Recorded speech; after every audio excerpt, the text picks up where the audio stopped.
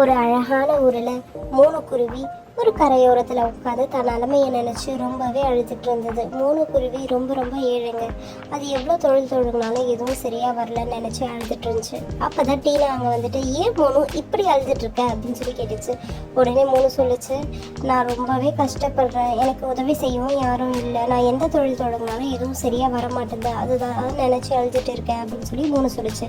உடனே டீனா சொல்லிச்சு, நீ ஒன்றும் கவலைப்படாத, அன்றைக்கி ஒரு பானிபூரி செஞ்சு கொடுக்க ரொம்பவே ருசியாக டேஸ்ட்டாக இருந்துச்சு, நீ பேசாமல் அந்த தொழில் பண்ண நல்லா வரும் அப்படின்னு சொல்லிட்டு போயிடுச்சு.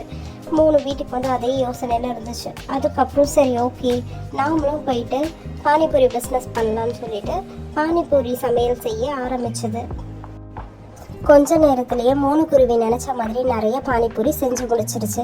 இதை எங்கே வச்சு தொழில் பண்ணலான்னு யோசிக்கும் போது அதுக்கு ஒரு அழகான அருவிக்கரை ஞாபகம் வந்துச்சு. ஏன்னா அந்த இடத்துல தான் தினமும் நிறைய குருவிகள் மாலை வேளையில் வந்து தான் குழந்தைங்களோட சந்தோஷமாக விளையாடிட்டு போகிற இடம்ன்றதால இந்த இடத்த தேர்ந்தெடுத்து இந்த இடத்துல ஒரு குட்டி ஸ்டால் ஸ்டார்ட் பண்ணுச்சு.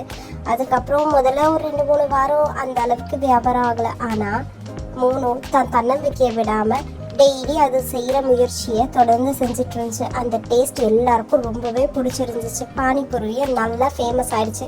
கொஞ்ச நாளில் 3 கிட்ட பணம் சேர்ந்து ஒரு வீடு குட்டி காரு வாங்கி அது ரொம்பவே நல்லபடியாக அதோடைய வாழ்க்கையில் முன்னேறிடுச்சு. இந்த கதை 3க்கு மட்டும் இல்லை, நமக்கும் பொருந்தங்க. நமக்கு பிடிச்ச விஷயத்த விடாமுயற்சியோட சரியாக செஞ்சால் எல்லாமே நல்லபடியாக நடக்கும். தேங்க்யூ.